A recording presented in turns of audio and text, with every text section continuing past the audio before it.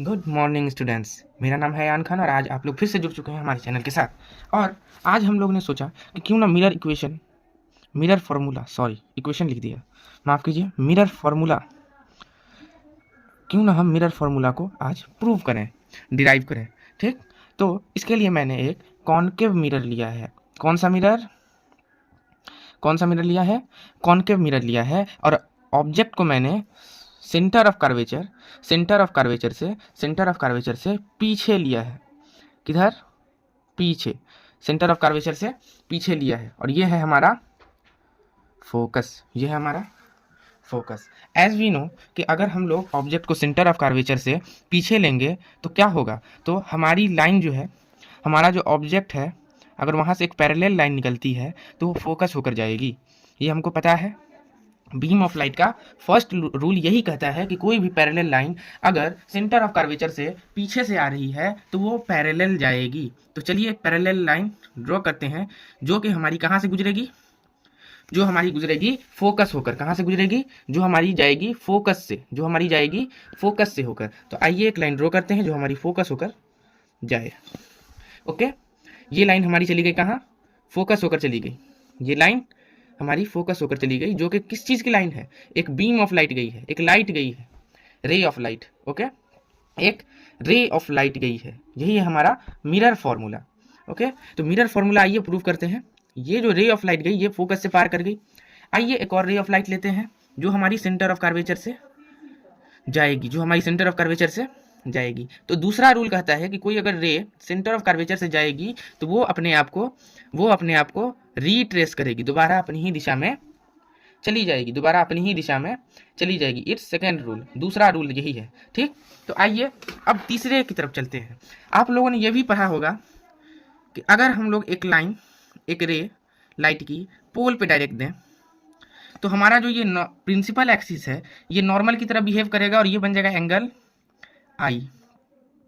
और as we know angle आई बराबर angle are, तो ये लाइन फिर कहाँ चली जाएगी? आर के बराबर में। एंगल आई बराबर एंगल आर। और ये यहाँ पे जहाँ पे फोकस वाली लाइन और सेंटर ऑफ कर्वेचर वाली लाइन कट की है वहीं से जाएगी। आइए ड्रॉ कर लेते हैं। Angle I is equal to angle R. ये हम लोगों ने कुछ लाइंस ड्रॉ कर ली। अब हमें क्या दिख रहा है? सारी लाइंस जो है यहाँ कट कर रही हैं। इसका मतलब कि जो इमेज बनेगी वो यहाँ बनेगी। इमेज कहाँ बनेगी? यहाँ बनेगी। ठीक, अब चलिए ऑब्जेक्ट का नाम लिखते हैं ए बी और इमेज का नाम हम लोग लिख देते हैं, ये ठीक से समझ नहीं आ रहा, ए बी, और इमेज का नाम हम लोग लिख देते हैं ए डैश बी डैश। अब इसमें हम लोगों को क्या करना है? कभी भी मिरर फॉर्मूला अगर सॉल्व करने को आ जाए तो हम लोगों को दो ट्रायंगल्स ढूंढने हैं, दो पेयर ऑफ ट्रायंगल्स ढूंढने हैं। तो आइए ढूंढते हैं पहला पेयर ऑफ ट्रायंगल। ठीक है, पहला पेयर थोड़ा सा ऊपर कर लेते हैं। ओके, पहला पेयर हम लोग को दिख रहा है ए बी सी, ये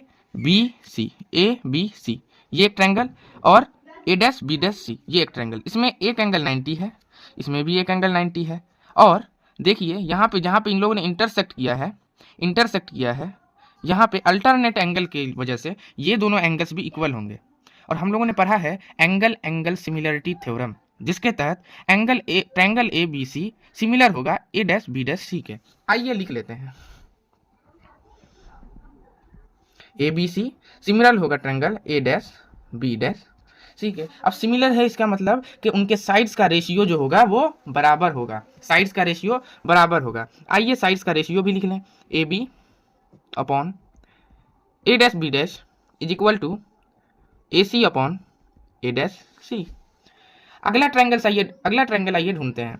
अब अगला ट्रायंगल हमको दिख रहा है A B P, A dash B dash P. Angle ये भी 90, और यहाँ पे I is equal to R हम लोगों ने कहा था। यहाँ भी टू एंगल्स आर इक्वल। इसका मतलब क्या हुआ कि ये दोनों ट्रायंगल भी सिमिलर हैं। आइए इसको भी लिख लेते हैं कि triangle A B P similar triangle A dash B dash P. Okay, अब इसको जब हम लोगों ने लिख लिया तो अब इसके भी साइड का रेशियो इक्वल होगा। तो साइड का रेशियो मतलब A B upon A dash B dash, A P upon A dash P. Okay, तो यहाँ पे आइए लिख लेते हैं A B upon A dash B dash बराबर A P upon A dash P. Equation 1, equation 2, प्यारी समझ गई। यहाँ पे क्या है देखिए, LHS इक्वेशन 1 का LHS, इक्वेशन 1 का LHS और इक्वेशन 2 का LHS बराबर है। LHS दोनों का बराबर है, इसका क्या मतलब हुआ कि RHS भी बराबर होगा। as we know in both equation 1 and 2 LHS is equal, hence RHS would also be equal, hence हम लोग इसीलिए लिख सकते हैं क्या, AC, इसीलिए हम लोग क्या लिख सकते हैं, AC अपॉन ए डैश सी। कहाँ से, अब देखिए इक्वेशन 1 में RHS और इक्वेशन 2 का RHS ये दोनों ही बराबर होगा। दोनों का अगर LHS बराबर है तो RHS भी बराबर होगा। इसीलिए हम लोग लिख रहे हैं AC अपॉन ए डैश सी बराबर AP upon A dash P।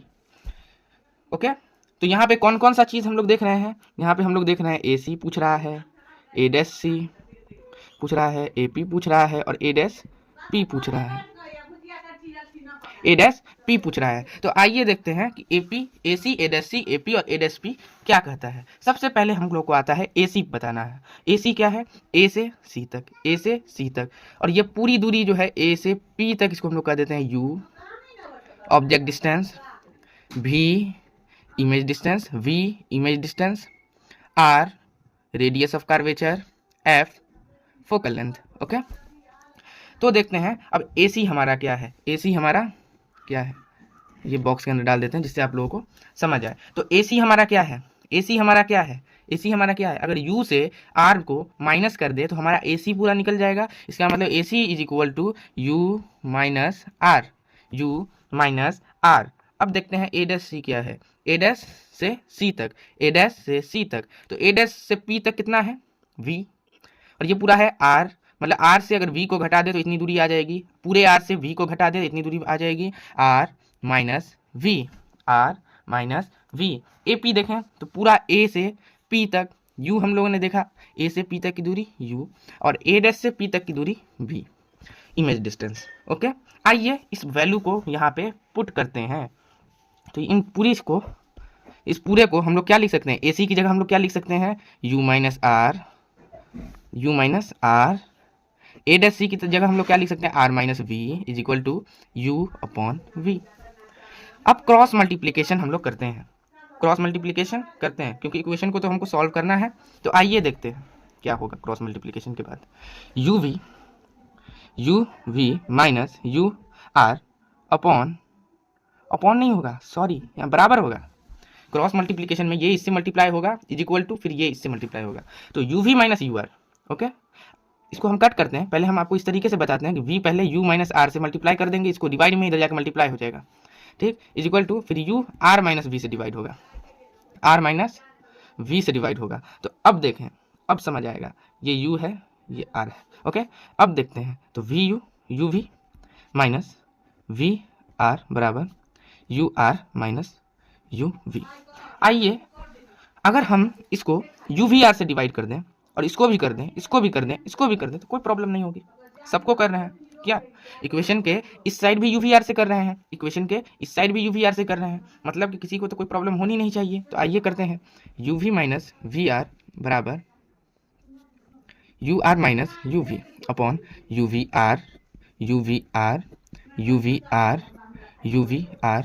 Okay, UV से UV चला जाएगा, UR से U और R चला जाएगा, UV से फिर UV कट, VR से VR कट, यहाँ बचा 1 अपॉन R, याद है 1 अपॉन R, यहाँ बचा 1 अपॉन U, क्या बचा 1 upon U is equal to 1 upon V बचा, माइनस 1 अपॉन R बचा। ओके, अब देखें इस माइनस को उधर ले जाते हैं, इस माइनस को इधर लाते हैं। ओके, तो 1 upon R plus 1 upon R is equal to 1 upon V plus 1 upon U, मतलब कि एक साइड तो आ गया, अब दूसरे साइड 1 अपॉन F करना होगा क्या। तो आइए इसको ऐड करते हैं, तो ये ऐड होने के बाद देगा 2 upon R is equal to 1/v plus 1/u।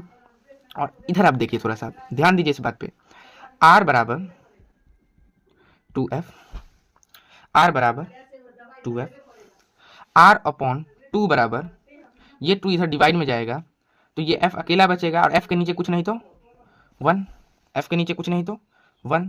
तो r का अगर रेसिप्रोकल करें तो f का रेसिप्रोकल इसके बराबर होगा, मतलब कि 2/r is equal to 1/f, reciprocal बराबर होगा। अब यही वैल्यू को, इस वैल्यू को अगर हम अपने इक्वेशन में पुट करें तो देखें क्या आता है।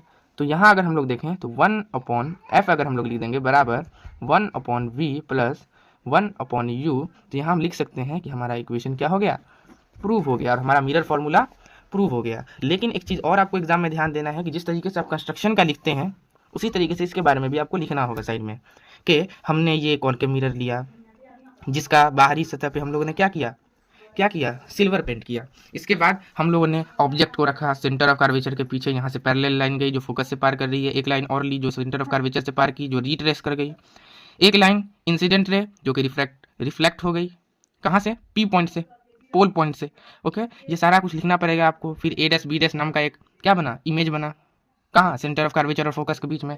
ये सारा कुछ अगर आप कर लेंगे फिर आपका क्या होगा, ये प्रूव हो जाएगा। ओके, ये जैसे प्रूव किया गया है, ये क्या हो गया, प्रूव।